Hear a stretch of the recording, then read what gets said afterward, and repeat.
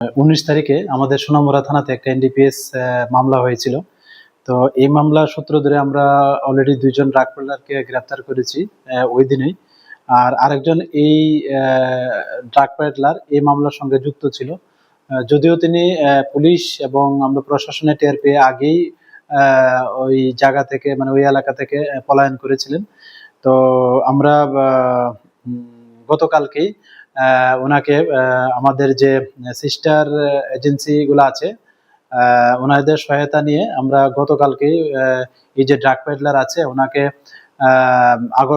কলকাতা এয়ারপোর্টে ডিটেইন করা হয় এবং আজকে ওনাকে সমস্ত আইনি পদ্ধতি মেনটেন করে আজকে ওনাকে আগরতলা এয়ারপোর্ট হয়ে আবার সোনামুড়া থানাতে আনা হয়। তো আমরা আগামীকাল ওনাকে মহামান্য আদালতে প্রেরণ করব এবং সেই সঙ্গে পুলিশ রিমান্ডও চাবো। তো আমরা আমাদের যে পুলিশের ইন্টারোগেশনের টিম ওনাকে এখনো জিজ্ঞাসাবাদ চালিয়ে যাচ্ছে। তো এখন পর্যন্ত ওনার কাছ থেকে আমরা কিছু তথ্য পেয়েছি এবং এই তথ্যগুলিও আমাদের যে সিস্টার এজেন্সিগুলো আছে ওনাদেরকে শেয়ার করা হয়েছে।